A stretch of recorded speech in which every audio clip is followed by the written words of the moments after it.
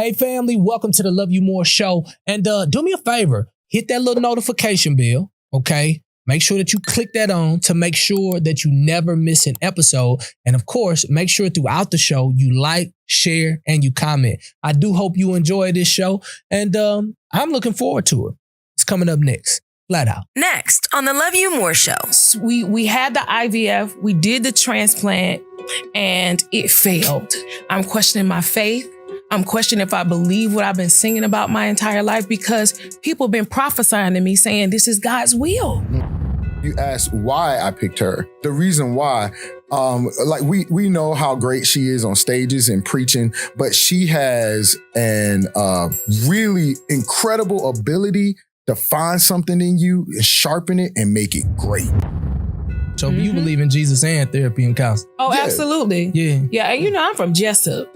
I wasn't going to tell nobody, So they call that, you with to sit on somebody's Yes. Love you more. Family, Willie Mo Jr. here, excited about this moment in time because it is time to love you more again. Family, can I be honest? This month has been amazing. Thousands of people have watched. I'm so honored and really, really grateful that we get an opportunity to challenge you to love yourself more. You know, the Bible declares that we are to love our neighbor as we love ourselves. It's just unfortunate on many occasions. Man, we can't love nobody else because we haven't taken the time to explore what love looks like for us. And so I'm challenging everybody under the sound of my voice right now. If it's your first time or you've been here for a while, subscribe to this channel. And if you hear something that's amazing that you think could be beneficial to other people, make sure you click that little share button and send it to as many people as possible. Can I trust you to do that? I know I can. Family, listen, today I get the esteemed privilege to sit down with a couple, aka a squad, that's literally like not only doing well in music and ministry, but they're actually taking the gospel to the marketplace with ownership, entrepreneurship. And I thought it would be good during this love month to make sure that we touch bases with some people who are actually on the ground, working together and challenging the mindset of kingdom folks. Like a lot of y'all think all you can do is not just a bad thing. You just only think I can only do it behind the four walls of the church. Many of you think he go to work, I go to work, but we can't work together. I think we're going to dispel every single myth that's in your shana today with this couple. Now, you know her as a multi-stellar award winner, as well as a Dove winner and a winner of pretty much everything that you can win in music. But she's also a wife. She's also a mother, and she's also a relentless entrepreneur. And her husband is probably one of the nicest guys in the world. And man, of course, a musical genius, but now he's also a pastor too. So I don't know if I should call him pastor or not because he's a Q. So I don't know how that goes. I don't know if I should submit to a pastor who chose Omega Sci-Fi. I'm just playing. But shout out to Tasha Cobbs Leonard and my brother Kenneth Leonard. What's up, man? What's up, family? Pastor Leonard. You could just call me Kenny. Yeah. I don't have to have a label, man. It's doing whatever he calls me to do, man. Man, it's such an honor to sit down with you guys because I've been watching for a minute and I'm just like, man, they just ain't stopping. Like, it seems like we build one, we get it scaled, and we move to the next thing. And so today on the Love You More show, I want to really break the ice with music. We traditionally do music, and I'm a little nervous because y'all really, really do music, though. Like, I don't think I had never really sat down with some real musicians because I'm like, did we mix this record right? Is this the right version? But we like to break the ice of the conversation with music. And the name of this record is called Clockwork. Check this out. Time waits for no man. But if I could turn back the hands of time, I would do you better. I just want you to know the love I have for you is like the clockwork. It never stops. This is Lag Out. Now I am not a mind reader, but I can tell you're lonely, overlooked. But what's funny is I put a ring on your finger. We both said I do, but we both know the truth. And lately we've been feeling single, cause we don't take the time to love each other right. Preachers say we need communication. Tonight let's speak some love language. Oh, first off, since we said I do, in the sight of God we can do what we do. Second off, we don't need no phone. We don't waste time too long. Let me love you like clockwork. Like clockwork. Steady going like clockwork.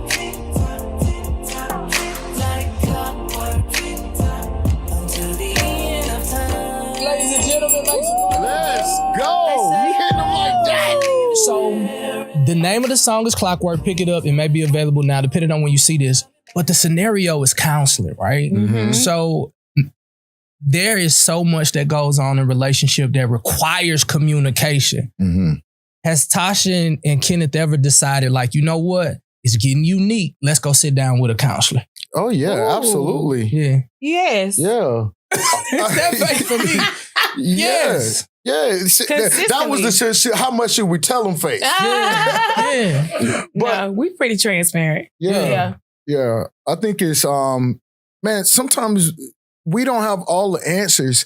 And I think that God placed people here that specialize in helping us work through our problems and situations. And sometimes you run up against like a ceiling where it's like, man, how do we get past this? Yeah. And we both wholeheartedly believe in counseling and therapy as a couple and as individuals. Because a lot of people, you know, traditionally it's like, I took it to the altar, I gave it to Jesus, and then the problem still lingers because there's no true communication. So you believe in Jesus and therapy and counseling. Oh, Yeah. absolutely. Yeah. Yeah, and you know I'm from Jessup.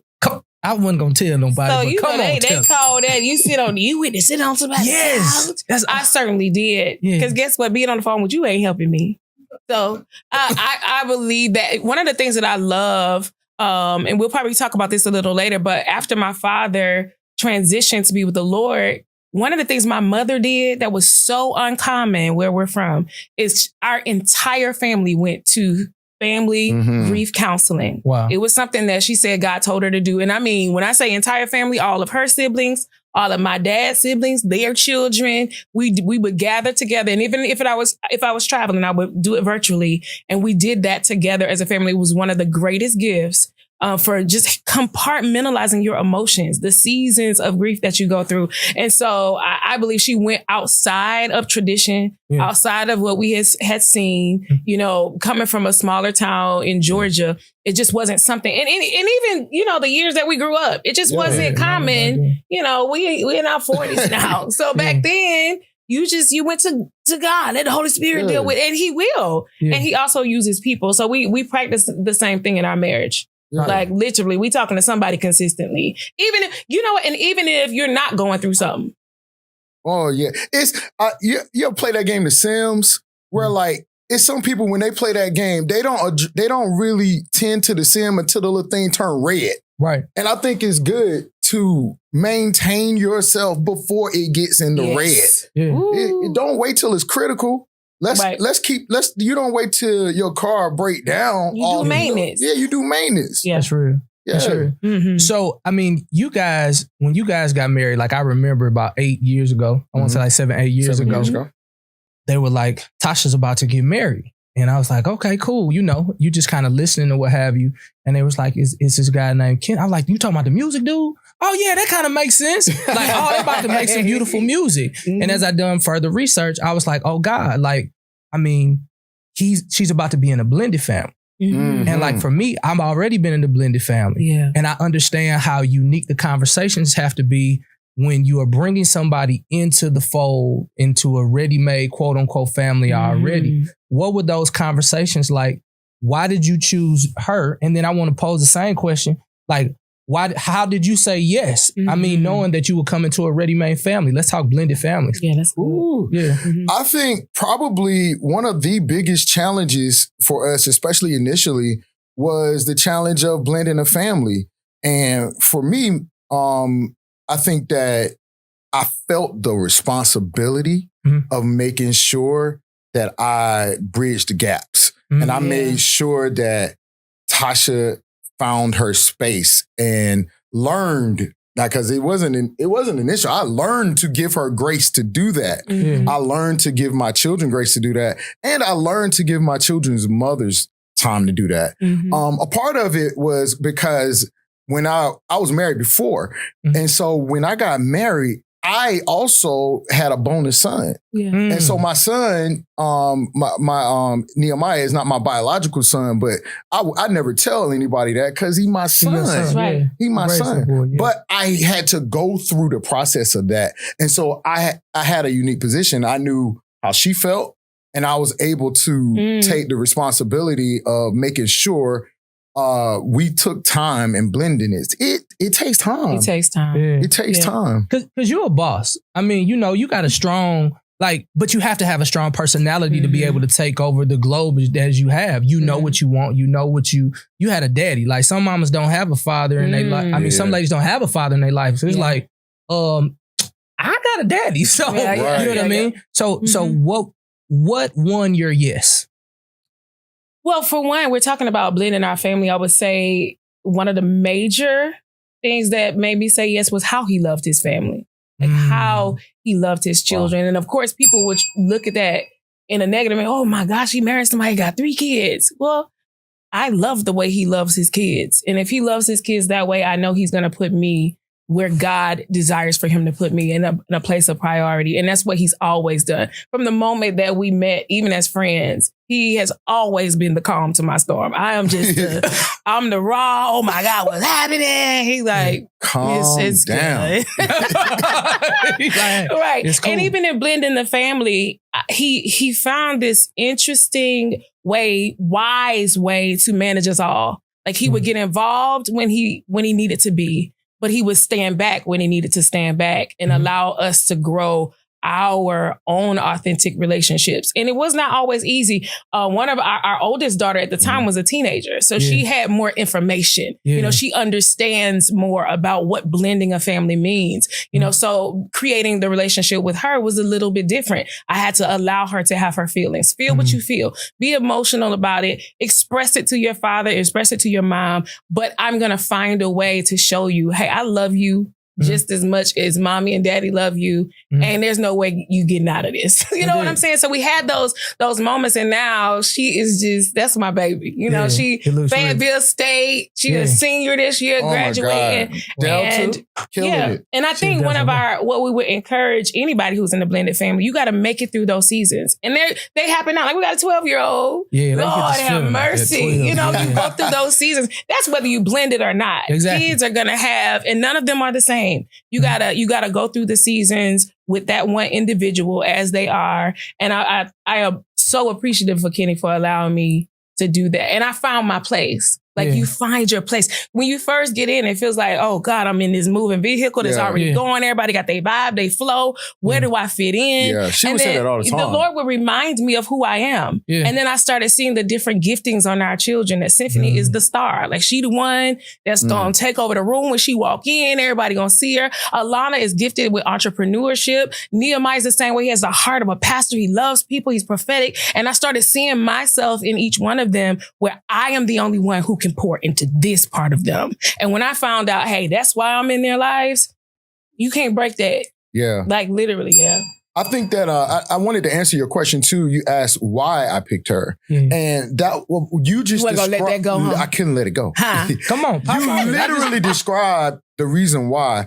Like we know how great she is on stages and preaching, but she has an really incredible ability to find something in you and sharpen it and make it great. And I know that my children all have greatness in them. And I wanted to connect with and partner with for life, somebody that can help me pull that out of my kids. Yeah. She saw stuff in me when we first met that I never, still to this day, sometimes still walking into like, wow, that's what you saw 10 years ago? Like, that's crazy. Yeah. So now, like, when I seen you up speaking, because I'll be honest, like, you know, I've met you a few times. I was just like, man, such a great guy, such a support system. In my head, I'm thinking, I worked with Joyce Meyer for a while. I know Dave, strong man, love to go golfing. Joyce might be rah-rah and all that. David's like, calm down. We don't have to do all of that. I'm about to go play golf. And he just goes and does what he does. Great man, but just really in his supportive role. And then I see you pick up this mic. And then I see you preaching. And then I see you teaching. And I'm just like, wait a minute. what can he doing? And then I watch online during, pandemic or what have you, and hearing you, I'm like, okay, the Lord is using. How influential was your wife being by your side, giving you the confidence to go out and be something that I know that ain't really what you want to do, had to be a call. Like, what was that like for you? Hey family, Willie Mo Jr. here. I'm so sorry that no, I'm not. I need you to subscribe to this channel. That's why I interrupted. Go ahead and subscribe. We are on our way to 300,000 subscribers and we cannot do it without you. Okay. So now back to Major, flat out. I mean, I wouldn't have been able to do it without that support. Just being able to have her, like, if you go back and watch some of those earlier videos, she was the biggest cheering section. Yeah. Like, I would be like, what I just said was literally ridiculous. And she'd be like, preach, you preaching. But it gave me the Go watch them. It literally gave me the fuel that I needed to dig deeper and to continue to sharpen myself. And she'd be like, she'd do all that, and then she'd be like, baby, maybe you could try it like this next time, or move this word right here. And I would just begin to lean into that and not let my ego get in the way, be like, oh, well, I can't take this because she's my wife and blah, blah, blah. I would let her be a helpmate. Which is what she is literally designed to take a seed and incubate it and produce life. Wow. And God placed that seed in me to speak his word. And she took it and incubated it and helped me to be able to produce what God has done now. Man, to see what he's done in our ministry, the Purpose Place in Spartanburg, South Carolina, man, it's mind-blowing. It's mind-blowing. It is mind-blowing. I'm like you, like, what is God doing with Kenny? Hey, listen, every time I see Kenny and God do something, it is the most genuine, oh my God. Right. You know how some people be crying and you be like, well, on cue. You know what I'm saying? You know what to do. Kenny is like a child at the feet of Jesus, like, oh my God. And it's so genuine, bro. Like, honestly, so I watch and I be like, yo, it's real good. So I might just text like, man, hey, bro, proud of you, man. For real. Whatever. You know what I'm saying? Man, thank you for that and too, man. just real. Grateful for, for what I see. Oh, hate to stop you, change the scenery and the energy, but you ain't been obedient. You know how I know? Because you ain't subscribed. You ain't left no comment. You ain't shared this with nobody. Do it right now. Now back to the show, because it's a lot of stuff, if I can be honest, in the kingdom, sometimes it just pisses me off because I'm just like, God might be wanting to try to do something uniquely new in you, but you're so used to a way of things being done that you would rather go pretend than to be authentically like, oh my God. Like, what if Kenny is like, that's the way the Lord is just going, I knew he would do it. It's like, no, like I didn't know nothing. Right. Wow. And when do we get back to the point where it's like God shocks us and put us in awe again and we really become a fan? And I just think that's what this church represents when I see you guys online. I love that. I think uniquely, man, for me, like being in church my whole life was one thing, but it was like one iteration of it. Like he used me through music. And for this, I never had the comfortability of being married to a method. Like I never had to, because it wasn't like, when you start a church, you're going go start a church, you do your worship nights and Bible studies first, and then you bloom it. No. We had to start at a kitchen table. So it was already like no blueprint ever. And we planned it. Yeah. Like we literally planned to have, we're going to have the worship nights. We both church kids, so we know, hey, this is the formula. Right. You have Bible studies, you do the worship nights. I was practicing my hoop and everything. Like, and bam, you gonna hoop? Here come the pandemic. Never. I can't. Then the pandemic hit and God is like, nope, I want y'all to do this now. We're like, we don't know how to do this this way. Right. Literally at our kitchen table, we started on Zoom. So it made us... So I gotta ask you this. So y'all in Spartanburg, there was another church that you participated with in Spartanburg, and then God tells you to plant. How difficult was it to have that conversation with that church, knowing that they, they're there, you there, but God is telling you to plant there? Like in Greenville. Yeah. So it's like Spartanburg, Greenville in that area, and now you have to transition. How do you do that gracefully, or do you just say, hey, this is what God says, I got to keep moving? We believe in honor. Okay. Yeah. Like literally from top to bottom, we gonna honor. And the conversations were had leading up for years that, hey, you know, God has called us to pastor, and we'll talk about that later because he tricked me. Remember I told you, I asked him several times if he was a pastor, and he said no. No.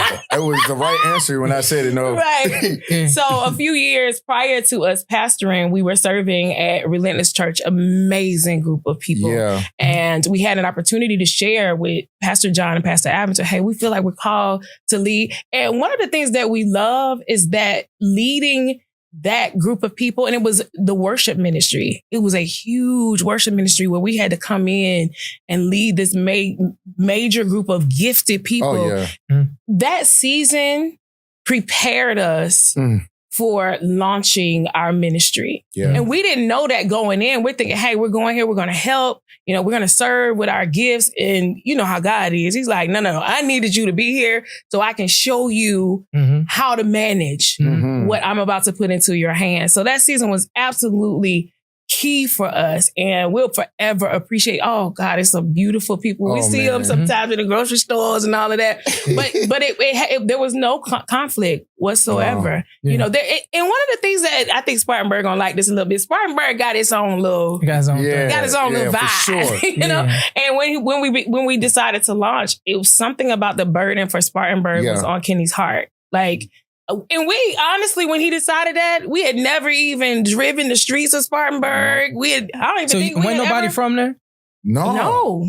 And it's literally about 40 minutes outside of Greenville. And he kept saying, I feel this burden for Spartanburg. I'm like, we haven't even, and we like to ride. So let's get in the car and ride over there. I gotta get into a place to hear names of what city we're going to go to. God had to kind of trick me with a few dollars. He'd be like, man, they give you 20 grand to come over this way. I'm like, I feel like the Lord that called me. I got a sign. You like, right. No. So like, you know, I got a lot of people on this side of the camera who don't necessarily speak Christianese, may not have ever been to church. And it's just like the Lord speaks out a city. Like, what does that look like practically to you? Is there like I'm praying and then I see something and say Spartanburg in my heart and my head? Is it a silent voice?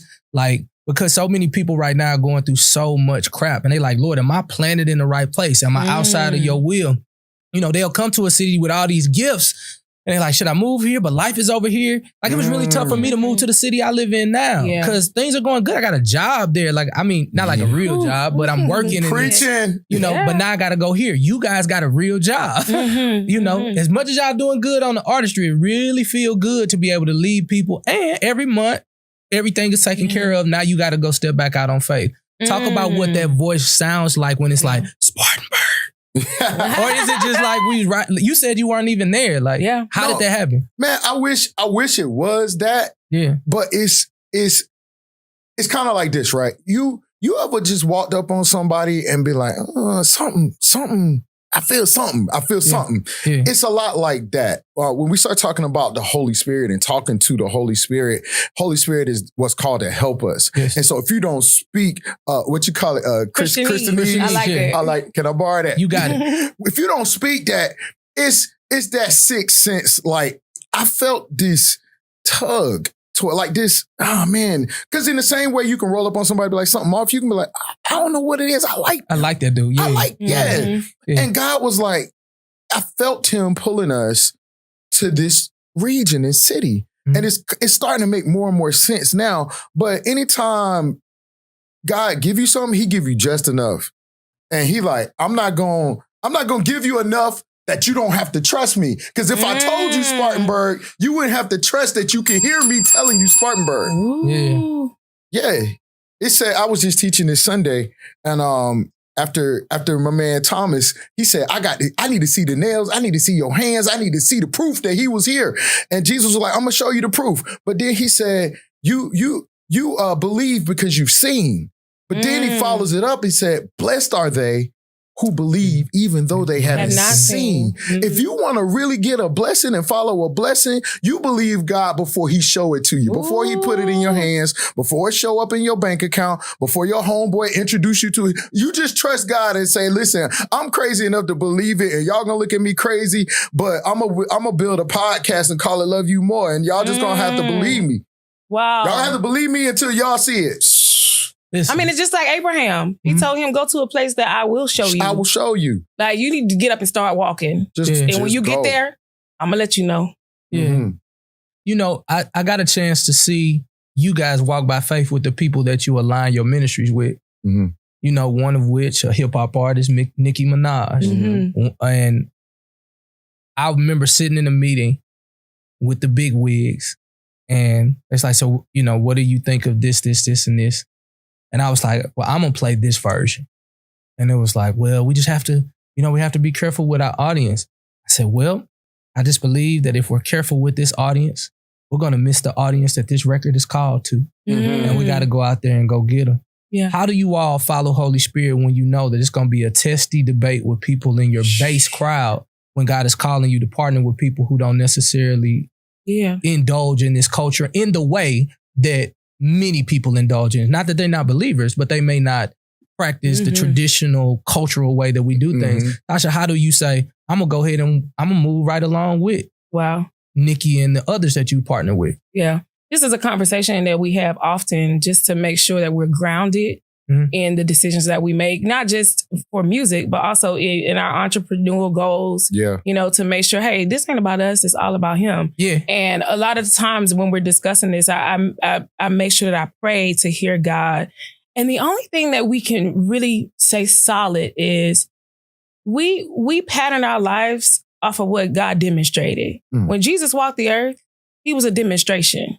Like, I can admire some of the things that Willie does, and I can admire some of the things that all of these other people that I really love what you're doing, but I can't pattern my life after you. Right. I pattern my life after Christ. Yeah. And literally, I was talking to Kenny and I was like, man, one of the last demonstrations Jesus gave to us before dying on the cross was him forgiving a thief that was known as a thief.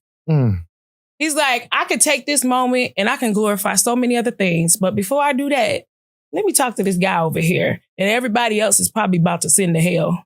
But I'm going to spend this last moment and say, today you're going to be with me in paradise. Yeah. Jesus demonstrated for me the uncomfortability that it is sometimes when you have this platform, this stage. That was a moment. That was a moment. That we talk about and we'll be talking about and reverencing and appreciating for the rest of our lives. And Jesus said, I know y'all honoring me, but I'm about to show honor to him. This is a guy that y'all probably saw him stealing stuff, taking bread out of the market. He was hustling. And with my last breath, I'm about to say today, you're going to be with me in paradise. So for me, it's about the demonstration that Christ did. I mean, there's so many. Mary, the woman with the alabaster box, people sitting there like, You know what she do, right? Like it's men in this room that know this lady. He's like, but I'm gonna accept this oil. Yeah. It's all that she has in her offering is probably greater than yours. We don't want to talk about that. But it's a demonstration. Yeah. He gave me demonstrations. And I feel like too in the kingdom, and a lot of times we don't want to talk about this, but we cannot say, okay, this is cookie cutter. Yeah. Like, love you more is what God gave you. And your audience is not going to be people who go to church every week. Yeah. But there's somebody else who has a podcast that's just for people that go to church every week. Yeah. And for me, I know what God has graced me to do. I know when I walk through those doors that I've been tried and I've been tested and I've been proven that if I lift my hands and say, God, I give my life to you. And if you give me this platform, give me influence in this door, I'm going to represent you well. And it's not about what people see on the forefront. It's about what's happening in the back, in the background. I believe that God is God enough to cover people. Because the question is, okay, yes, you're being exposed to their audience, but what about our audience being exposed to her audience? I believe that God is God enough to protect our children who might say, man, I just heard this song, Blessings, on Nicki album, and this is the God Mama been trying to get me to listen to. I believe he's gonna cover them. I believe he will. I believe that he has more strength. There's more grace, more glory for him to draw them to him. That's scripture. He says, if I be lifted up, I'm gonna draw all men. Like I'm lifting him up to a platform of people that we just gotta be honest. I would not reach these people in my church. I'm not going to reach them even with my music. And I don't care how good and glorious we think we are. Right. There's a platform that she has that she's given me trust and access with that I'm going to say, man, I'm going to lift up the name of Jesus even on this platform. I even said his name. You and did. Just in case you didn't know. No, but listen, I'm so serious with that, and I'm gonna get right to you, Kenny. But like, I remember when, like, my DMs are so filled with people that people just love. I mean, like, in the hip hop side of this, that, and other, because they're like, damn, that's Pretty Willie. Yeah. Like, I just seen a well-known rapper in the mall, and I was like, hey, man, what's going on, bro? He was like, oh, what's up, bro? What's up? I was like, man, I admire what you're doing on the hip hop side. I used to do shows with you. Like, and this dude, he done been banned off Instagram a few times, and he, he making that money. He talking that talk. And I said, man, you know, I used to be Pretty Willie, and I used to be in Freelines. You used to be in, he said, wait a minute, lay your body down. That nigga took his glasses off, and he was like, boy, you look good, boy. Man, what you doing? I said, man, I gave my life to the Lord, bro. Like, for real. Yes. And he just started cussing like, man, God. And then he said, but this is what he said. He said, man, I know God, man. I know God got something bigger for me. And here goes the fruit of it all. 3 weeks later, I seen him doing charity work. He was nice on Instagram along with his foolishness, but he was at a church speaking with his partner, who is also a pastor. And here goes the thing. No glory to myself, but I know that these were all steps to get him to the point where he could get in the building and then God can do the work. It's always my biggest problem when people, because I'm still militant, still St. Louis. When they talk about Tosh, you the person who led me to something that I'm doing now. So I be cussing on the back end because you can't. You know what I'm saying? Wherever it is. But I just believe that many times we become judges too quickly instead of being really great fruit inspectors. I'm like, give me some chance to make some fruit out of this thing. Because God showed me, he didn't show you. And so I appreciate you challenging the status quo and saying, I know what God gave me, and I know where it's supposed to go. That's confidence. Wow. How do you as a husband, when you see some of these negative comments and what y'all doing or whatever, how do you reverse the role when she's now telling you, hey, you can preach and it's all good, and now you have to come back and say, man, forget them people. We're gonna do this, that, and other. What does encouragement look like from Kenny for Tosh? I literally, just today, I didn't even tell her this, I literally had to stop myself from responding to something I saw.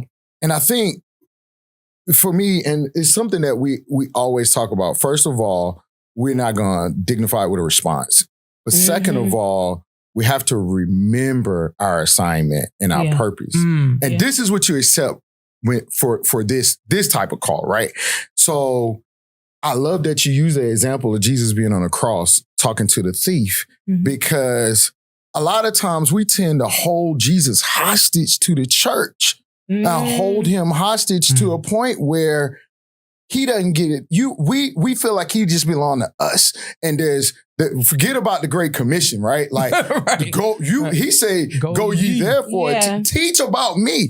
The only way that thief gets an opportunity to experience the love of Jesus is Jesus, first of all, had to be willing to go to a cross. You said sometimes you was like, well, how do y'all accept knowing it's going to be some backlash? We understand that there will be some people that just may not be there. Yeah. But we accept the fact that, okay, this cross is worth it because this person experienced God. Yeah. And in a way that the church could not get to him, that the four walls of the church couldn't get to him. So we accept it. We'll open up a athlete's foot, because there are some people that will come through this room and come through those doors, but they're going to experience love. They're going to experience Christ, and they're going to experience his goodness just because they came in here. There are some people that will listen to a Nicki Minaj record or a Sierra record that will never get a chance to experience the love of Christ if I hold them hostage in the church. And the only way they get close enough is the only way they experience him is you got to get close enough. Yeah. And sometimes that requires you getting up on a cross. That's so real. Yeah. Sometimes you got to get on that cross. Yeah. And this is a choice. Like this is a really good intersection, because you spoke about the athlete's foot. The makeup, is perfume, is books, is like, you guys have diversified this portfolio like I ain't never seen nobody do before. I thought y'all was, can I just be honest with you? I thought y'all was at the athlete's foot. I was like, man, Tasha got a jogging suit coming out. Cause you know, I mean, I'm like, she got a jogging suit. Her clothes. Shop trip. Yeah, She in there shopping. She in there. Her stuff finna be an athlete's foot. Oh, got it. You know what I'm saying? Cause you always got something you sell. Right. Like Tasha just boom. She got some glasses. She got some something like. Did y'all know her? You know what I'm saying? And I was like, she doing something on athlete's foot. And it was like a ribbon cut. And I was like, wait a minute, they got a whole athlete's foot? So I get on the radio and it was like, man, the wife was like, yeah, we got to get down there and we have to support them. I said, I'm going to get down there and just like a black person, I'm going to ask for a discount. Praise the Lord. I'm like, you got them shoes on the low? I got 2 of them for the 30. He's like, we're not going to do that to Tasha. I said, no, we're not going to do it. We're going to go. Can we please hear the testimony of how you guys were able to align with athlete's foot and have your own brick and mortar store? Now it's 2 of them, right? Like now it's a couple of them, right? No, it's just one. It's just one. You like, don't take it prophesy. slow. No, prophesy. Prophesy. Prophesy. Shout out Prophet Lovey. I love you. Prophesy. No, so how did it happen? Oh, goodness. We were just talking about Abraham, right? This is one of those where he's like, jump on out there and I'm going to take care of you and I'll show you when you get there. Literally. It's one of those things where if we would have known before. Absolutely not. Would not have. You know how you get so far, you like, man, we come too far to look back. And it's so much ahead of us. But the short story is I had a designer that I would use out of Atlanta who was really close friends with one of the guys in corporate for the Athlete's Foot. And they were starting this program, the START program for up and coming entrepreneurs who wanted to get into the sneaker culture. And she was like, Tasha, you know, the way you love sneakers, I think you need to do this. You know, I think it's going to be a great opportunity. I was like, all right, girl, I'm giving him a call. You know, you do it, just do it. And I never called. So about 6 months later, she never let it go. She called me again. I was like, hey, did you ever reach out to such and such? And I was like, nah. She was like, I'm about to call him right now. Literally while we on the phone. I'm like, okay, now this is a setup. Right. So he gets on the phone and he was like, man, we got an application with your name. We love, because we filled out all the apps, just never followed up. And he was like, you know, we really love the idea. So how would you like to move forward? And I'm just on the phone. You were talking about this earlier, just talking that noise, you know, like, you know what's going on. Yeah, let's do this, you know.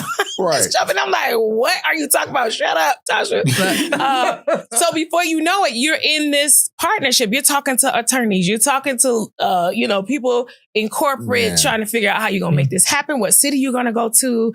And it's like the conversations were moving faster than we could say no. Like we have this model that we live by. Like we give God a yes before we could think of a logical reason to say no. Like say that one more time in slow mo. Hey, I think that one need a slow mo. Hey, in post, I need y'all to put a lower third or put something on top of that and put Tasha Cobbs Leonard right there. Say it one more time. Y'all we have give this God in your a yes. We give God a yes before we could think of a logical reason to say no. Before we think of a logical reason to say no. Because I think I know you in the comments. Just put an amen or number 1 in the chat. Because I think that's a real big moment. Because that's where we mess up so much. Yes. And it delays time.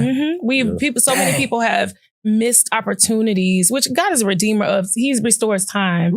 But I think some of us have missed so many opportunities because we get caught in the logistics of what God has told us to do. And that's his job. To take care of it. What do you say? If it's his will, it's his bill. It's his will, it's his bill. That's what he told me today. Yeah. So we got into it. We started having the conversations and signed on the dotted lines. You know, when that's when it gets real. You know, and so immediately you have all of these partnerships with brands. And I didn't know at the time we were making history. Like I'm literally one of 2 females in America who has brand partnerships directly with all of the brands that we have in our store. Nike, Adidas, Jordan brand. Reebok, I mean, Balance, it's history. I didn't go in this to make history. I didn't even know I was going into this. But that's how God sets you up. Like you'll be in history books and you don't know how you did it. So it's literally like we signed on the dotted line. We immediately started ordering all of this merchandise, inventory coming in. We didn't have a store. We didn't have a location. Nothing. We didn't know what was, honestly, we were just as green as could be. We had no clue. I got a collection of sneakers, but that don't make me a franchise owner. Right. It's a different world. So neither of us had ever done retail. So we had to do study. You know, that's what the Bible says. If you want approval, you go study. And so we knew that God had called us to do this. And so we started studying the culture. We started attending meetings, getting on Zooms, asking around, like, what is this about? And literally we had all this inventory piling up for probably a year and a half, you know? And so this is where God has to make a miracle. No.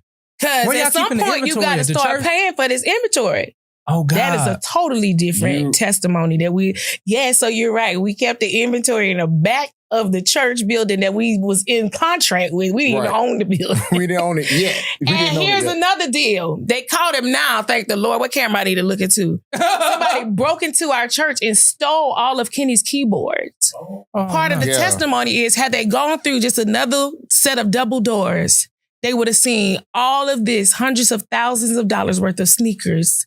I mean, and athletic wear. That's the protection of God. Yes, we missed the sneakers. I mean, the keyboards. But imagine. Missed my lot. Man, imagine that. And so that all of this is going on at the same time. You're talking about stack on stack on stack. We're in the middle of adoption. We're in the middle of trying to close on a church building. We're in the middle of building the athlete's foot from the ground up. All of this at the same time. We're like, God, could you do one at a time?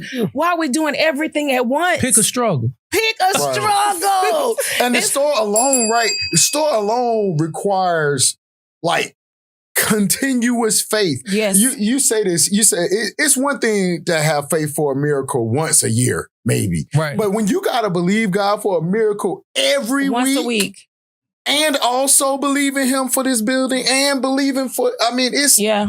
Like when we say once a week, literally, because the inventory has started coming in a year prior, eventually you start getting invoices. Exactly. And the invoices come every Tuesday. And I'm not talking about $20. You're talking about Nike. You ordering 50 and 60 different styles of shoes in every size. Y'all do the math. Right. Yeah. This is coming every Tuesday. And we're like, okay, God, the savings is getting smaller and smaller and smaller. Ain't that many concerts, we got to take care of it. And it's in the pandemic, so we're not traveling. Yeah. So you're not going, God. Come on. And we're like, okay, God, we trust you, but look at this and look at this. Where's this coming from? And literally one conversation, one phone call changed all of that overnight. It was a Friday, and I had spoken with my business manager because we just turned it over. We didn't want to be in a place where we're anxious. You know, we felt these anxieties, and I'm like, hey, we're going to turn it over to you. You have these conversations. And it was a Friday, and she called, and it was an invoice. Literally, it's 6 figures. And I'm like, at this point, you know, you're going to have to tell them we don't have it. And she said, okay, I'm going to have a conversation with them. So she called, never heard back from her. And she was, it's due that Tuesday. This is a Friday. On that Friday, we got a phone call literally that changed our lives. And it was God, just like that. If you talk about the little things, say we didn't answer the phone. Right. Oh, wow. Say, I'm that guy. I don't know this phone number. We ain't gonna answer this today. Scam likely. And God works. Scam likely, right. God works through everything. And so I called her and I was like, you call them back and tell them we'll have the invoice fulfilled on Tuesday. She burst into tears. And I was like, you good? She's not a crier. I was like, you good? And she's like, I didn't tell you this. She said, but when I called Friday, their response to me was, for the first time in the history of this franchise, we're going to go ahead and start, doing what it takes to break this down, because I don't think the Leonards are going to make it. And she was like, my response to them was, no, my God's going to come through. This was on Friday. On Tuesday, we had enough to fulfill that invoice and every invoice after that. One phone call, one miracle. So when we started talking about stuff like believe in God and trust his voice, like we live this thing. And we can't say it from a space of, believe in God and it's going to be easy. Believe in God and you're going to have to learn how to sit in it. Like you're going to have to sit there and you're going to have to learn the lessons, because what we learned is once he gave us his word, like he don't just open all the doors. Like he don't just send it to your bank account. No, you have to sit there and go through the no's. You have to go through all of the, I don't call them losses, I call them lessons. Yeah. You have to learn all the lessons. You have to go through everything that patience does to help you get to where you need to be. So then when he does the miracle, when that phone call show up, you are prepared to be able to not fumble the favor. More Love You More podcast. after this.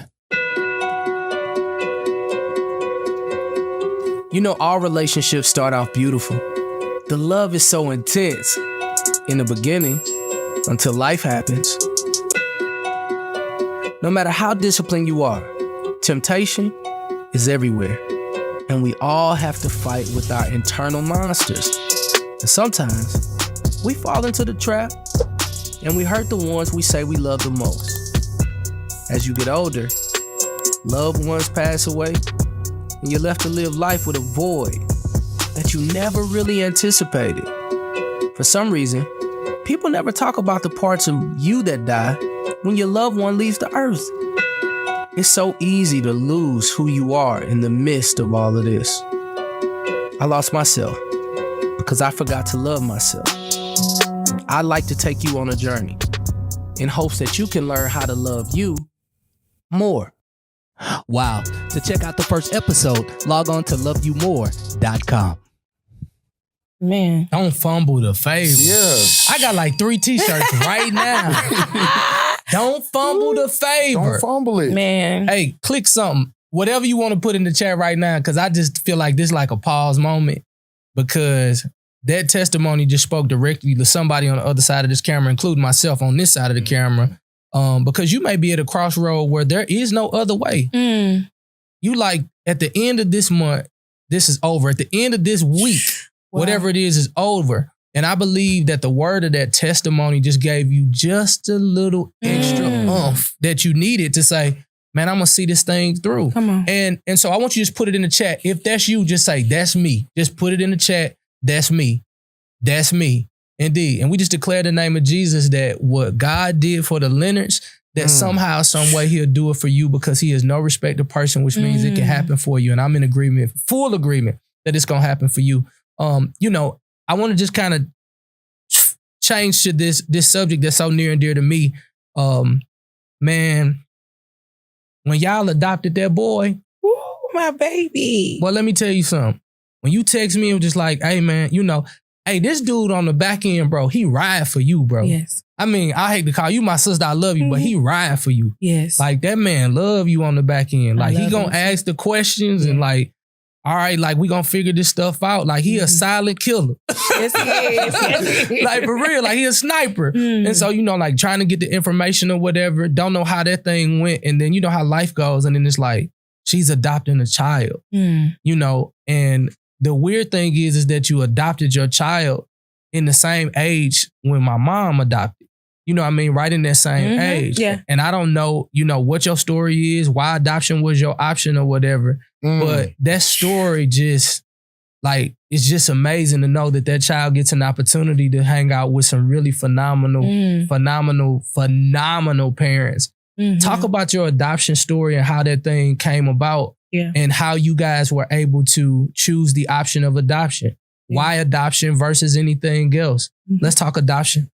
And I love this. It's our baby boy. That's just 2 now. Deep in here He's about to be 3 and 2.5. So, one of my friends, we know Travis and Jackie. That's our people. Jackie came to our church and she said something that I'll never forget. And she was talking about God's will and his way. She was like, a lot of times it's easy for us to accept God's will, but we don't often stick around to hear his way.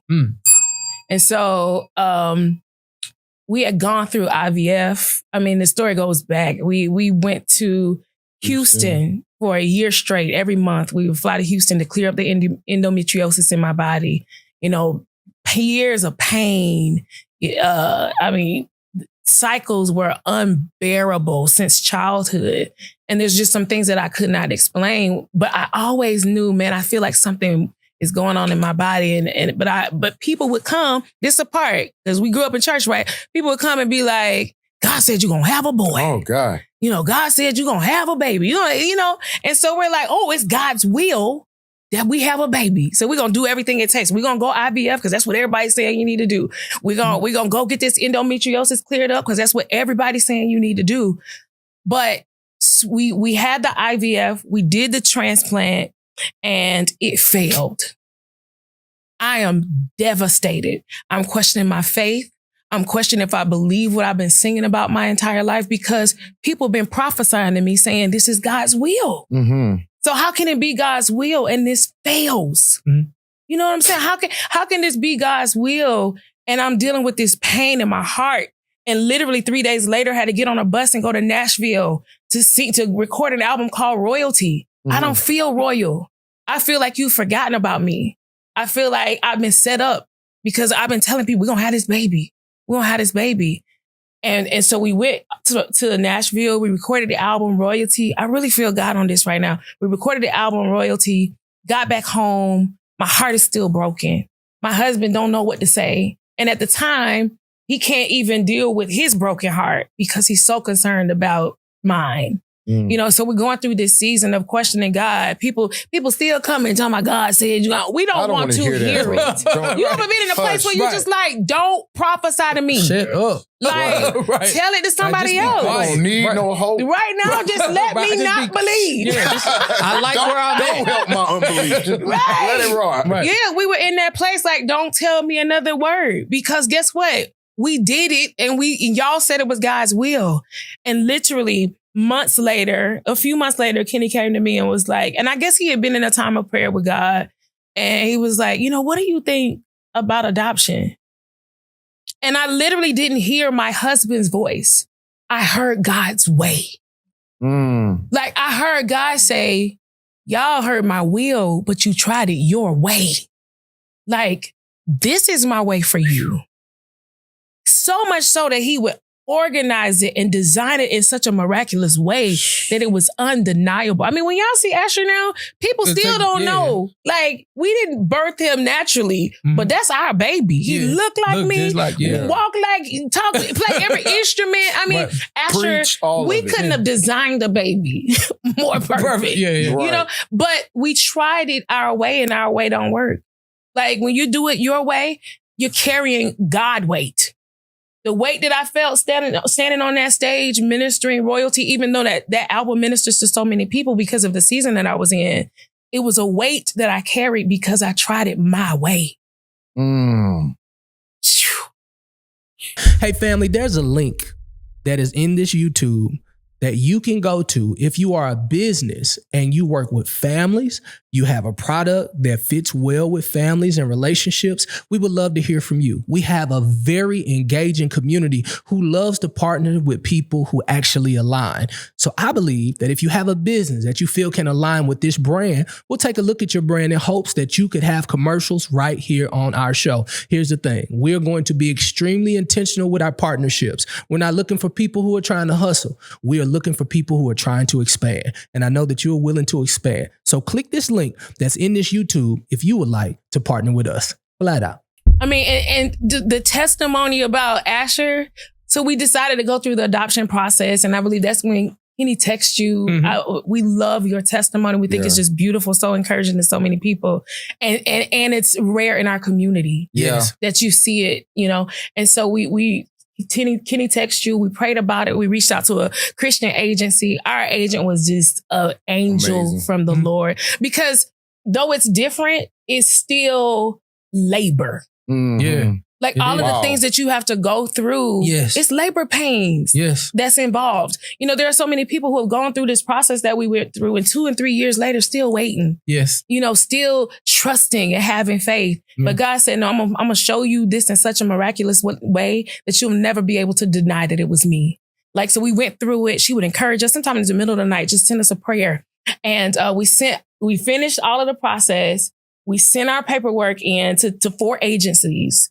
And a day after we did it, she was like, this never happens. I've never seen this in 20 years of me doing this.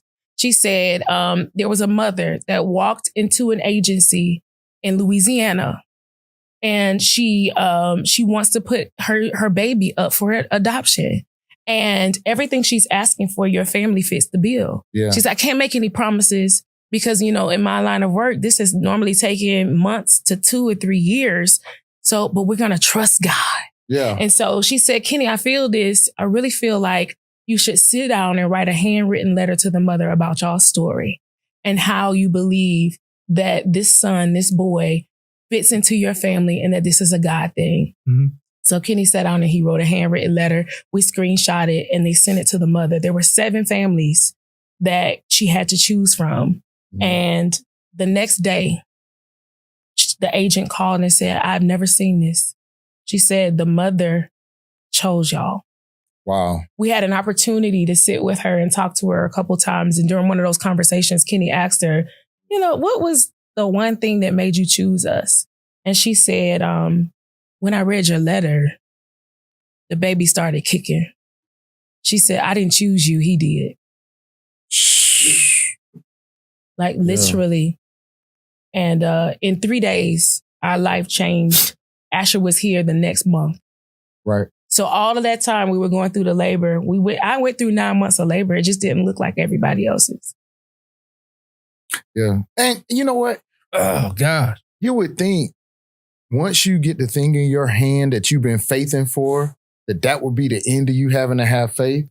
But even through all of these processes, I was just thinking about this. Like, even after we had him in our hands, we had to go several days in faith that some other necessary steps would happen. Yeah. And it was like, you mean even though we still got this in our hands, they can still Take it from us. Yeah. change their mind? Then we had to be very careful over the next year about how we exposed him. Because again, it's a faith thing, like until it's done. Yeah. And that's like my bigger thing. Like as I sit on Capitol Hill to like change these laws, like I'm sitting in there with senators from all across the great United States of America. And I always will feel the Lord. Like I want to go in and be this very educated guy because I went to the University of Mississippi, but they don't get into the minutia. They're like, they have this bird's eye view of how things are. Yes. And I'm just like, I'm bringing real numbers to the table. I'm like, we talking about all of that. But do you know that like 963 kids right now in a 40-mile radius of where we're sitting at talking just like this to senators, like they literally don't have a house? Jesus. And do you know how hard it is right now for a parent to have a child in their home and still have 30-day, 90-day, a year that a parent gets an opportunity? What does that do to a mother's heart? Yeah. Right? Like I had to sit down and ask my mama. And I love my mama. This is what shook me, though. Let's just go back. When you said Louisiana, it was like, wow, like my mama's from Louisiana. Like I'm from Louisiana. Like, so it's kind of unique. But here's the thing, like, what does that do to a mother's heart? I asked my mom, I said, Mom, what if I told you it cost up for $20,000, $30,000, $40,000 with all of the process that you have to go to? Like, what would I have been? And she said in the most humble Louisiana voice, she said, well, shit, your ass have been sitting right up in there because I sure wouldn't have had no money. That's sure what I showed up wouldn't. I'm sorry, hell, I wouldn't have had it. Yeah. And so, like, it's my life's mission now to change it. Yeah. Thank you. You know, for the Ashers of the world, the Willies of the world, like what this little boy about to do for the world. Like, it ain't even so much about the like it's what's in him, like what's being instilled in him. Yeah. Like he's gonna be the guy that people look at like, wow, like you went through what? And it's like, no, it's the most beautiful experience. Like, I just believe God right now is raising up adoptees who have beautiful stories to shift the narrative of what this thing looks like. Yeah. And I'm just blessed to be a part of the first part. So when I see him, I'm like, man, I'm so glad you're going to be next because it get a little tiring sometimes, but I'm just glad that you have other opportunities to see young men and women come up through this adoption system and be extremely successful. And so I publicly just want to honor y'all, man, to put a new narrative in the earth, you know, for you, Kenny, not being selfish and saying, well, we already got some children.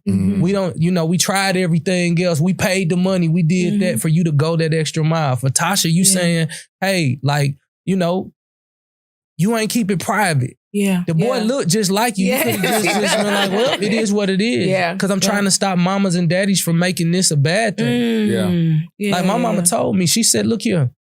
And my daddy, he said, look here. You see them other kids in this neighborhood? When their parents got pregnant, it was a surprise. Some of them parents don't tell them I told you, but hell, they didn't even want them kids. It was a surprise came to them, you know? Right. He said, but when we got you, we chose you. We chose you. We took our time. We did the requirements. We put our money to the side. Hell, I stopped drinking once I got you because I knew you deserved better. He said, so don't you never forget, son, that you were chosen. And to this day, no matter what the plight looks like in my life, because my father told me I was chosen. I can walk in any room and feel like I'm the biggest man on campus because my daddy reminded me that I was chosen young, so I can be chosen in any opportunity I walk in. Wow. That's what you guys give to Asher. Yes. You give him a life of choice. Oh, that's because beautiful. He's chosen. Thank you. Like, really, really thank you. I don't know why. I'm glad you got out of that because you got about 10 more seconds, Like, man. I was listen, like, all I right, can't Willie. be crying in front of the queue. We make y'all cry all the Yeah. time. It's cool. Katie, I messed up the moment again, didn't I? I made a joke. He always tell me like, man, you always joke out of the moment. Had to get out of that. Thank Yeah. you, man. Coming up here towards the end of the year, we're gonna have our first annual Adoption Awards honorees, and it's gonna be and I'm just casting vision because it's still in the incubator stages. We're gonna do it in my hometown, St. Louis, Missouri. It's not a place where a lot of people actually fly in, but hopefully we get an opportunity to change it. And we're just gonna honor parents who adopt children. And we're gonna do something really big. And I'm gonna invite you guys early in the game because I wanna take the time to honor you guys and really use the platform to say, man, if Tasha, with all the stuff she got going on, and Kenny, with all the stuff he got going on, can make that humble choice to make a decision for a young king named Asher, like anybody with a heart of God should be able to do this because I don't want it to be taboo in the Black church no more. Mm-hmm. We just got to change that. When they bring me on stages, and no disrespect to my Caucasian partners, I'm a bridge between CCM and gospel. It's cool. Mm-hmm. But I just want to see more Black faces in those rooms who have a story of hope because I'm tired of being a token Black guy. Yeah. That's good. Yeah. I love that. We'll be there. Yeah, for sure. So let me put a ball in this thing. I don't think you guys have ever seen me this emotional on my show because it's usually pretty jokey and I did my best to put as much humor in it as I could. But sometimes, you get those moments in your life where you realize you've met some people that gives you a spirit of hope that you need in the moment. And I think that's what I personally experienced. And I don't necessarily know what you experienced on the other side. But my prayer is that you heard something that really touched your heart. I thank them for being really transparent because sometimes when you see people winning awards and standing on these stages, we forget that the Bible says that the just shall live by faith. It's kind of terrible that he didn't say the just shall live by faith one time and never have to step out on faith again. It just doesn't read that way. That means that's a perpetual cycle of faith to faith to faith to faith. So it may be $1 million in the account on Tuesday and God makes you invest in something that may take the $5 million out that you didn't have at first just so you can trust him. It may be totally great health on Wednesday and you get a report on Friday that you are dealing with something that doesn't make you so healthy. It takes total health and faith and belief that your health is going to be okay. Everything may be good in your family one day and then you go through a crazy situation and you find yourself alone just to have crazy faith to get up again. Listen, I don't necessarily know where you are right now, but I do know what's required for you to please God. And what's required is faith. And sometimes faith is just so uncomfortable. And maybe right now you like, Willie, I'm so uncomfortable. I want to congratulate you because God is giving you an amazing opportunity to watch faith work. You're in the hands now. You're like, yo, I can't do it without you. Here's the thing. God is going to show up. And I know you done heard it so many times, but I ain't like that. But I just feel in my spirit, if you've been connected on this show the entire time, that God is going to show up this time in a way that you don't expect. So leave your options open. Like, I know that it happened for them this way, right? But it's going to happen for you a different type of way. And you got to be excited about it because God is giving you an opportunity to become a fan of Jesus, right? You've been a fan of your own works. You've been a fan of what he's done for others. But he's saying this time, this moment is designed for once I get you through this, you'll be able to say, it was only Jesus, bro. Like, I rock with Jesus. Like, it's Jesus. And so when those people be running crazy in church and you sit in the back and you thinking to yourself, these people are crazy. Join the crazy club because it's time to run because he's about to do something special in your life. And I hope you feel that in your shana now. Mm-hmm. I appreciate you for watching. I hope you were inspired. Make sure that you share this with as many people as possible. Here's the thing. We don't do this for the clicks and the likes. We do it to add value to people. So if value has been added to you, make sure that you pick about 10 people and say, hey, I'm sharing this with you. I think this gonna help you a lot. Like, I want you to click it. Hey, baby, this gonna help you a lot. Because what's going to happen, this thing is gonna spread like wildfire. And I believe faith is gonna rise up throughout these United States and abroad. And we'll begin to please God in a way like we've never pleased him. And we'll start seeing miracles like we've never seen. I just believe that by faith for us. Make sure you subscribe and don't forget to love yourself more. Flat out. Yes, Lord. You know I got to keep it real with you. But what I want you to do is I want to make sure that you share this, you comment, you click like, engage with us. Listen, everybody wants to be celebrated, not just tolerated. Don't just tolerate us, celebrate us by liking, sharing, and commenting. Can't do it without you. That's all you got to do. Just click it. Do that for me. See you next week. Flat out. Love you more, love you more, love you more.